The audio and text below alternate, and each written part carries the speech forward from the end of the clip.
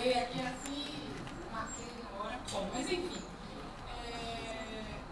O Moraes apresenta a questão de que Salvador tem a lei, precisa o quê? Regulamentar, precisa pôr em prática.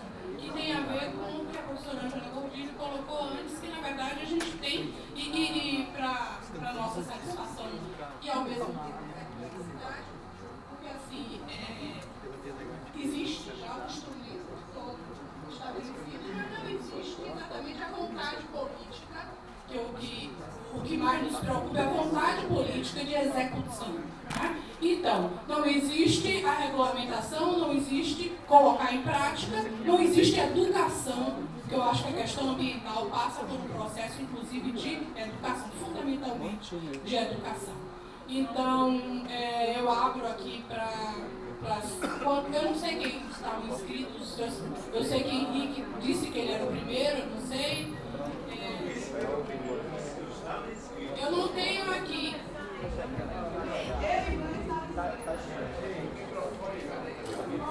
O microfone, a doutora Hortência está trazendo aqui.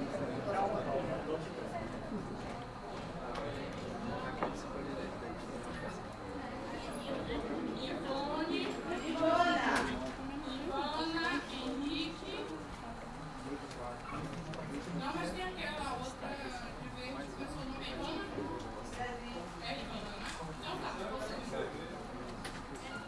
Não, essa é a fala dos que estavam inscritos e você é o primeiro dessa mesa. Então a gente vai fazer a inscrição, a fala de 3.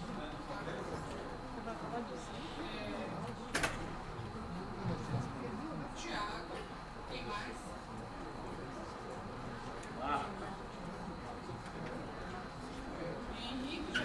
Henrique, e 4. 2 da mesa anterior e 2 dessa mesa. Certo? É Ivana e Henrique.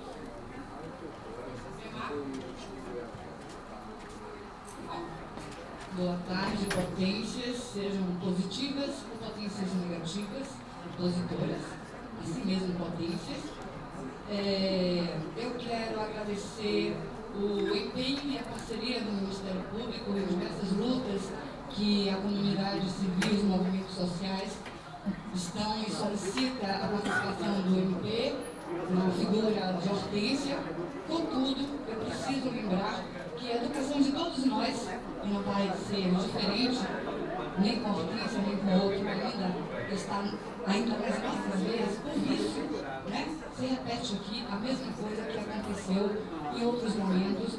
Eu não vi em nenhuma das mesas uma só participação, uma só representação de participação social. Então eu vejo que é uma mesa técnica, muito com profissionais respeitáveis, alguns que nem sempre eu assim baixo cabeça, outros que eu baixo e ajoelho, mas essa repetição não pode permanecer. Não tem como ter uma mesa técnica sem ter representação social, porque a experiência vem na nossa pele. Então, esse PDDU atinge a todos, aqui, porque antes de ser técnico é ser humano. Mas aí está representando uma fatia da qual tem maior participação, que não é o caso dos movimentos sociais. Sinto falta da participação social, mais uma vez aqui. Mesmo o MP, com essa iniciativa, comete o mesmo caminho equivocado. Eu teria diversas coisas para falar, mas como eu tenho 12 minutos e eles já estão indo embora, eu vou ser sucinta. Sucinta em falar que o movimento, a articulação do Centro Antigo, conhecido como o Centro Antigo Sangra, que é composta de diversos movimentos ali daquela área do Centro Antigo, que é o nosso centro, da onde tudo sai, não só a Bahia, não só Salvador, não só a Bahia, mas como o Brasil, a nossa história sai daí. Então tem representações como o MSTB, mas nós vamos além, né? Nós temos o coletivo do Rio Vermelho, nós temos a Chácara Santo Antônio, o coletivo da Vila Coração de Maria, o movimento Nosso Bairro 2 de Julho, Artífices da Conceição, Gamboa, enfim, eu esqueci alguém, Ladeira da Preguiça. Nós tivemos nas audiências, e em quase todas as audiências estivemos presentes um ou outro representante, e ao final, além de participarmos da fraudulência, né, daquela cena teatral do pior gênero que a gente pode falar de teatralidade, nós fizemos diversas solicitações. Anexamos essas solicitações aos documentos do PDDU, então, né, do plano, pelo menos, em discussão. Então, o que eu vou pedir é que seja anexo, mais uma vez aqui, esse documento que eu vou enviar virtualmente, certo? E vou dar um exemplo entre todas as nossas solicitações. Olha o tempo. Acabou. Sim. Eu sei que eu não sou uma representante da Câmara, não posso me estender, mas eu vou dar um exemplo, das nossas, entre tantas outras solicitações. Eu vou dar um exemplo muito específico, que é do enquadramento do frontispício da encosta da Avenida Contorno, para que ela seja enquadrada enquanto ATRN. Porque todos os nossos frontispícios estão totalmente invadidos, não pelos barraqueiros da praia que foram retirados, mas sim pelos grandes empreendimentos. Lá, no comércio, nós já temos Marina Clock, que a Hortência já judicializou. É só que está lá de vento e pouco, como tantos outras construções, que nós sabemos que os barraqueiros foram retirados sumariamente, sem nenhum planejamento do que eles iriam fazer na vida, mas esses empreendimentos crescem como um câncer na nossa cidade. Duro, concreto. Eu sou uma mulher vítima não. Eu tive um câncer, eu não sou vítima de nada, e sei exatamente como é o câncer quando endurece na mama. É exatamente da forma que está sendo construído, de forma irregular, esses grandes edifícios verticalizados, e eles crescem como um grande câncer que aquecem, e no futuro, quem tem filho, quem tem neto, com certeza vai entender o que é viver dentro das grades, porque é assim que vão viver as pessoas que comprarem esses empreendimentos luxuosos lá no futuro. Vão ficar todos enjaulados nas suas bolhas, e lá na periferia estarão mulheres como eu, negras, tentando fazer alguma coisa, tentando sair, porque não conseguem se enjaular nas suas casas e não conseguindo. E vocês que eu digo, os que têm poder aquisitivo, enjaulados.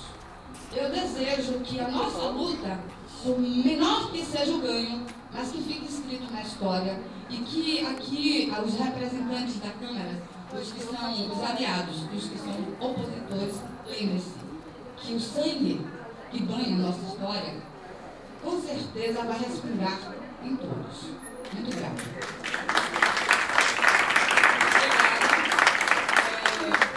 Henrique, agora eu quero dizer que, na verdade, essa luta na defesa do frontispício não é uma luta das comunidades, mas as entidades da área da arquitetura e urbanismo estão lutando bravamente para evitar a estupidez da construção de um empreendimento chamado Lavi, na Ladeira da Barra, e tanto o IAB, que é autor de uma ação, e o CAL, de alguma forma, se envolveu um pouco nessa questão, que é exatamente uma violência ao forte, a igreja de Santo Antônio da Barra, que é tombado pelo IFAM, Colina, enfim. E essa questão da defesa ao patrimônio é ponto de pauta, inclusive para uma reunião nacional aqui na Bahia, em defesa do patrimônio, não é só o centro histórico, patrimônio de Salvador, como cidade exatamente que tem o reconhecimento da Unesco como patrimônio da humanidade. Então, é uma luta que a gente travou 2015 inteiro e que a gente continua, inclusive estou levando uma proposta à direção nacional na próxima semana sobre a organização de um evento nacional aqui na Bahia sobre exatamente a defesa do nosso patrimônio. Então, sou elite, não somos elite, somos profissionais, aqui Cordigo, somos profissionais que defendem a cidade. Solange, mas não é só para a gente dar os profissionais técnicos. Claro, eu concordo. Nessa parte eu concordo.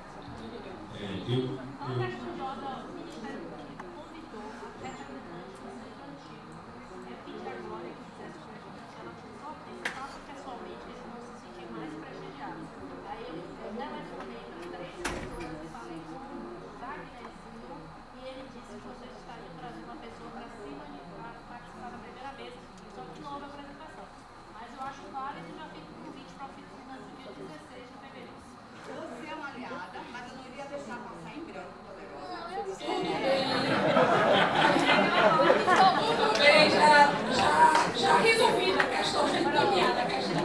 Henrique, por favor, 2 minutos. 2 minutos. Antes dos 2 minutos, eu gostaria primeiro de me apresentar e fazer um comentário a respeito.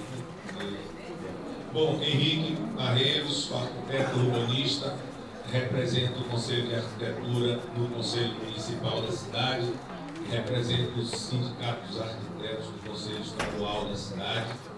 E, inclusive, Solange, minha deferência com o IAB, meu amor pelo IAB, fez com que eu tomasse a iniciativa de convidar o IAB a participar ativamente com voz, através de Cal, através de Daniel, e quem pudesse acompanhá-los, você, inclusive, a convidei também, certo? E farei sempre que possível, porque é uma injustiça que desastres cometidos por administrações do IAB venham a fazer com que o IAB não esteja, uma entidade tão importante, dentro do Conselho das Cidades. Gostaria de fazer eu mudei completamente meu foco, certo? Eu estava decidido a falar sobre a macrozona de urbanização consolidada e falar um pouquinho sobre as obras que estão sendo tocadas, apesar de se dizer aqui na mesa anterior que não existia uma coisa zoneada, que não havia coisa intencional, que não se tem plano sim. O que não se quer fazer é assumir compromissos temporais, assumir compromissos de metas. Então, não se pode pegar e dizer que tendo o município desistido de fazer um planejamento de longo prazo e querer agora caracterizar a sua minuta como uma revisão do planejamento anterior, precisava sim se retornar ao texto do planejamento anterior e se mostrar como se está mudando o texto. Se retornar ao zoneamento do plano anterior e mostrar comparativamente como os resultados dos estudos promovidos pela FIP estão sendo utilizados para melhorar alguma coisa.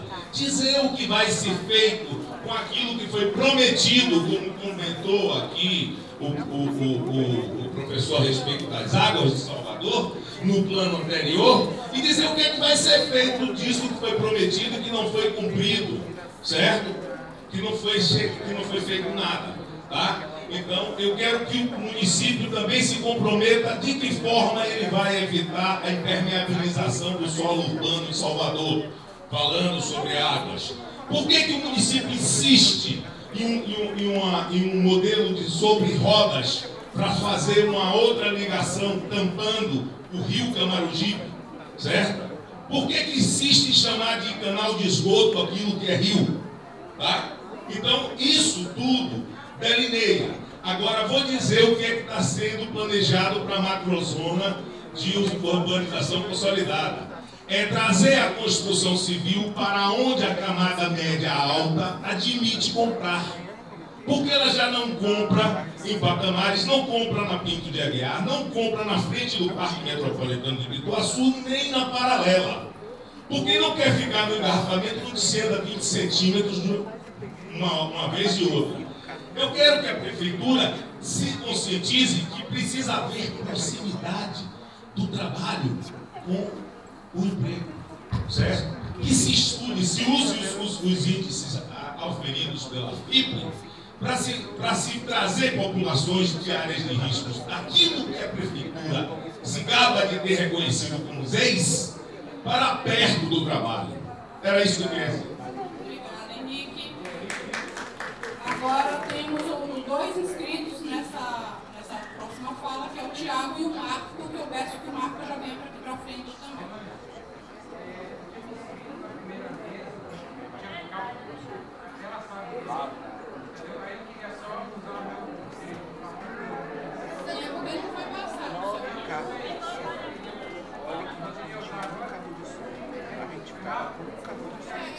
Agora, se você se adeira, por favor. Eu vou usar menos de um minuto. Tá? Então, a gente está lendo ali, reflexões propositivas. Nós fizemos uma proposição para o PDD de Salvador, com mais de 500 assinaturas apoiando essa proposição. Ela tem a ver com o fundador, ela tem a ver com o gerenciamento dos recursos do fundador. Essa proposição não foi incluída no PL. Então, como a gente vai se posicionar sobre isso? Ela teve a sociedade civil organizada, se posicionando, trazendo uma proposição. Então, como a gente resolve isso? A gente queria garantir 15% do futuro para a malha cicloviária de Salvador.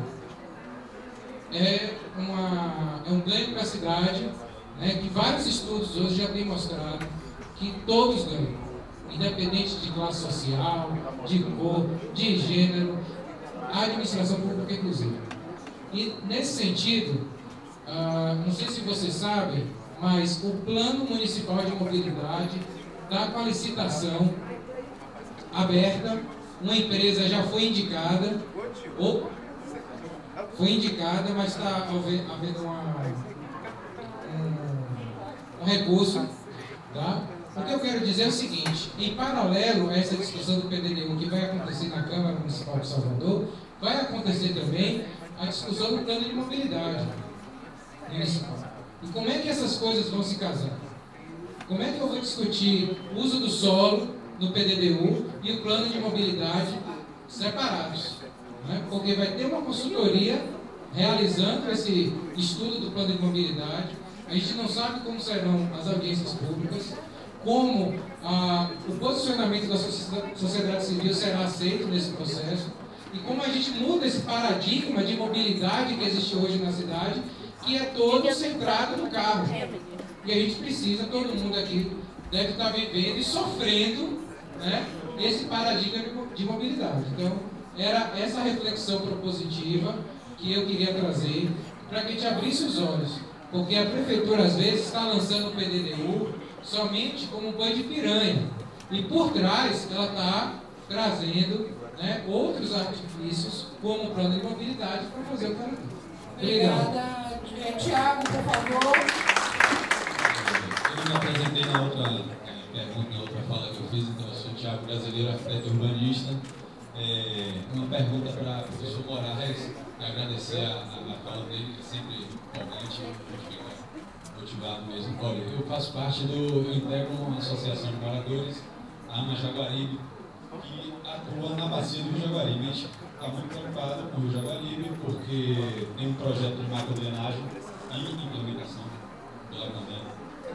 E aí fica aquele burburinho, vai tampar o rio, não vai. Eu já fui na conversar com o diretor de obras espaciais, Sérgio Silva, e ele me afirmou que não vai tampar o rio. Enfim, a gente está acompanhando isso. E eu, recentemente, tenho uns despejos de esgoto lá. O rio, assim, não estava chovendo, ficou um tempão sem chover, e mesmo nesse período de estiagem, da noite para o dia, o rio aparecia todo com água bastante poluída, e também já ouvi dizer que a rede coletora da margem esquerda não está interligada em direção ao emissário submarino. Então, aí na sua fala você falou, tem um problema com a questão da drenagem. Eu queria que você falasse um pouco mais sobre isso, para eu entender melhor. Obrigado, Tiago. E por fim, Marcos. Marcos? Por favor.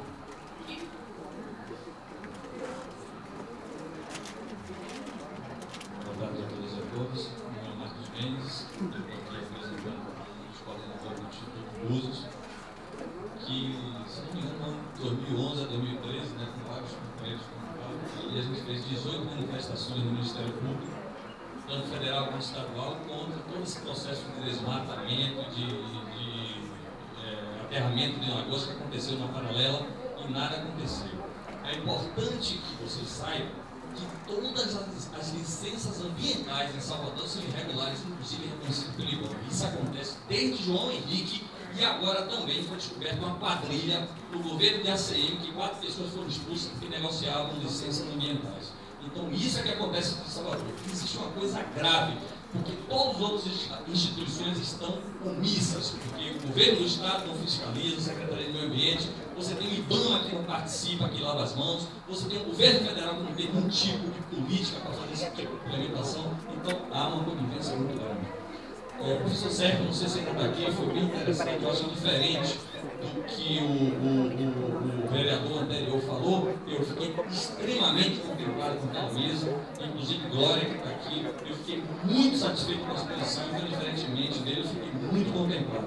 E aí eu queria dizer o seguinte, a SERP eu queria dizer que existe um local que é uma mancha, que as pessoas lá se sentem não pertencentes do município, e isso que está se discutindo aqui com o PDDU é direito à cidade. Está se discutindo desse PDDU, todos esses técnicos que estão aqui, que o movimento social está aqui, é direito à cidade que não existe dentro da cidade dentro de Salvador. Então é bom que a gente diga que existe uma mancha na Chapada do Rio Vermelho, que não é transformada em bairro e ninguém sabe onde está.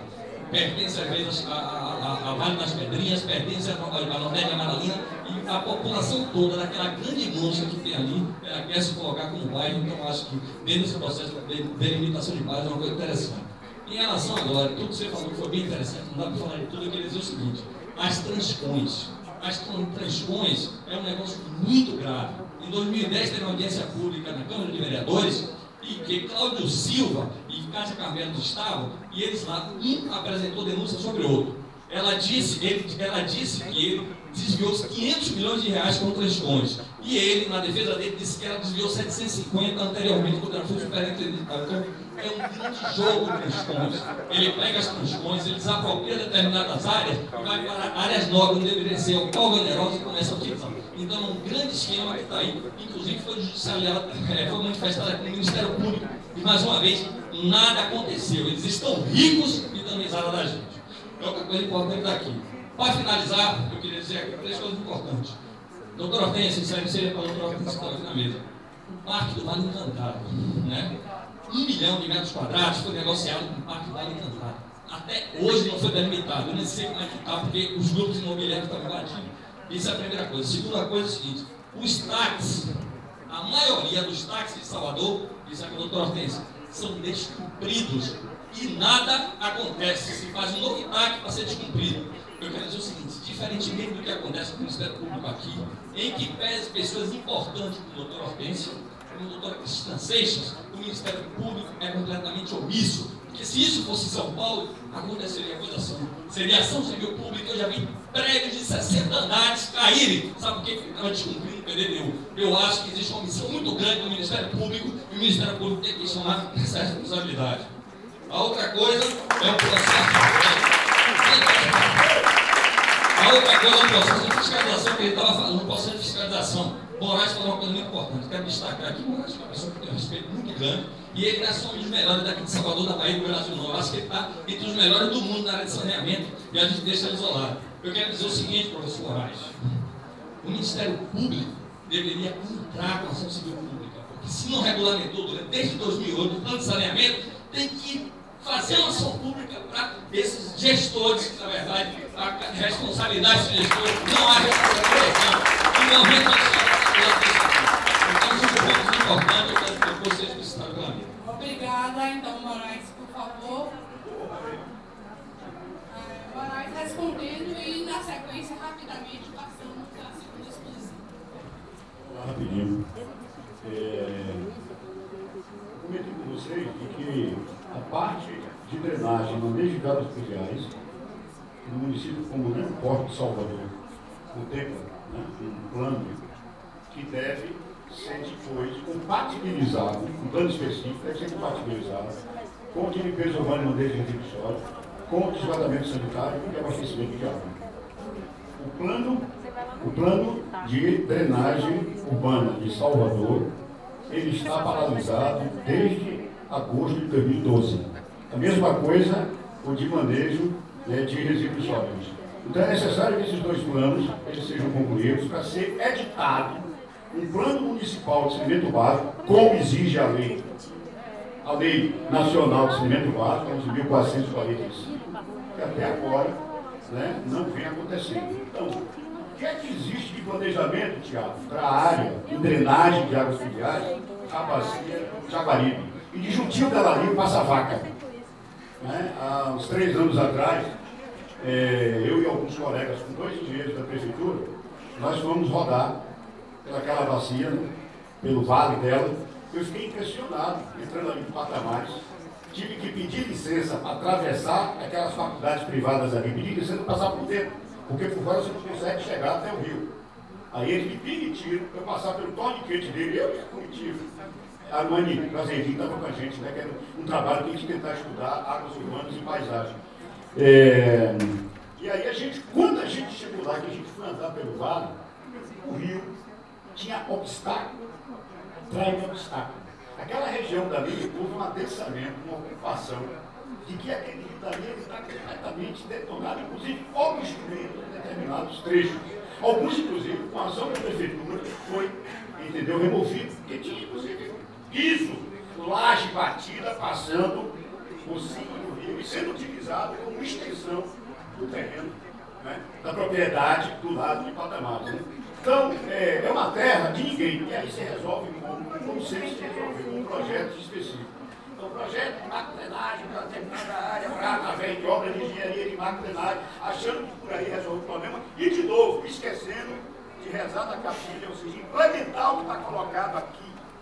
Águas urbanas, eu não li, passei rápido, passei batido, pois o inciso 1 do artigo 19 de águas urbanas, ele diz aqui, alguma diretriz ele diz aqui, controle e fiscalização da ocupação e da indemnização do solo nas áreas urbanizadas, mediante a aplicação de critérios e restrições urbanísticas regulamentadas na legislação de ordenamento do uso e ocupação do solo.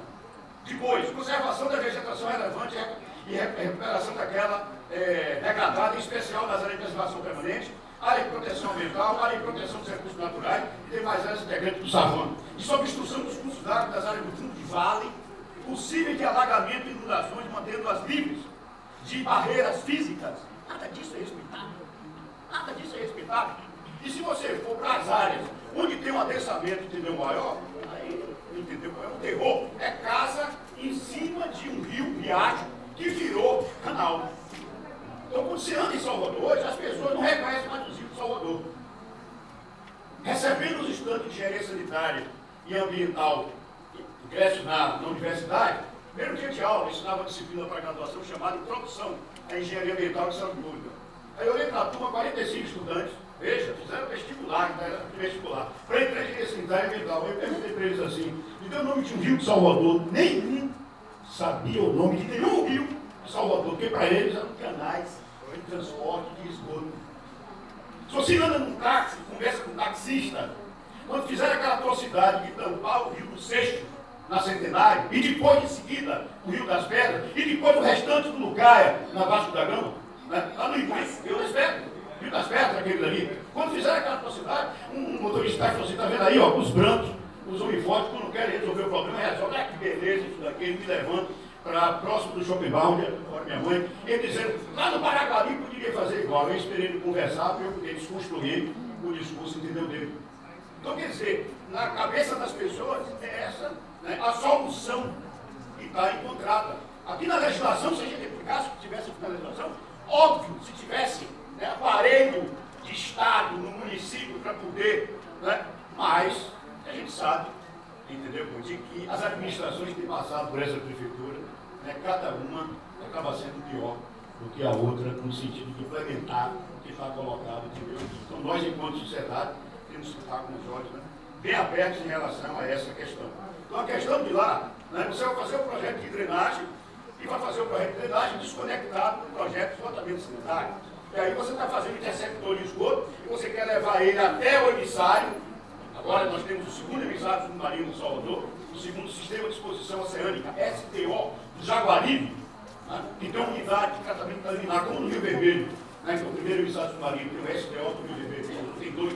né, que não precisava construir aquele dali, e aquele dali gerou parceria pública-privada com a Odebrecht. Um negócio de pai para filho. Se a Embasa tivesse construído e tivesse operando, custaria metade do valor que a gente está pagando. E dali a arrendado paga, a Embasa paga a Odebrecht 5,3 milhões cada mês, e isso vai sendo reajustado nessa parceria pública-privada de 183 meses. Então a lógica predominante é essa daí, e não, né, que você está na mesa com um planejamento integrado, trabalhar a questão para poder não estar acontecendo o que você está vislumbrando, entendeu lá. Para Marco, rapidamente, Marco, eu coloquei outro dia numa audiência pública na Câmara de Vereadores, naquele espaço cultural da Câmara, uma audiência sobre política municipal de saneamento ambiental, convocada pelo vereador Gilmar, né? E tiveram vereadores de diversos partidos na audiência. Eu coloquei para eles lá de que eu vou começar agora a judicializar. Então, Marco, não vai ser só o Ministério Público, não.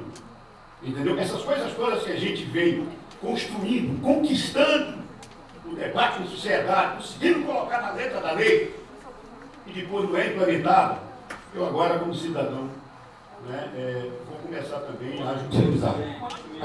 Acabou entendendo o meu estágio, cortado, aqui, no processo coletivo, que depois não são implementadas. Se a gente tivesse, como eu disse na minha fala aqui, se a gente tivesse implementado talvez 15% do que está colocado aqui para a área de águas e para a área de saneamento, a gente está com uma realidade hoje em Salvador um pouquinho diferente. Mas a proposta é entregar ao capital privado o manejo do saneamento do município de Salvador, como já está praticamente na mão do capital privado o manejo dos resíduos sólidos. Então, avançar também para que a água, para que o esgoto e a drenagem não desperta muito interesse, porque ainda não é cobrado uma taxa de drenagem de águas fluviais, como alguns municípios brasileiros já começam a fazer, um outro município brasileiro. No dia que também isso daí começar a acontecer, com certeza o capital vai colocar um novo, né, nesse serviço. Obrigada. As ligações secundárias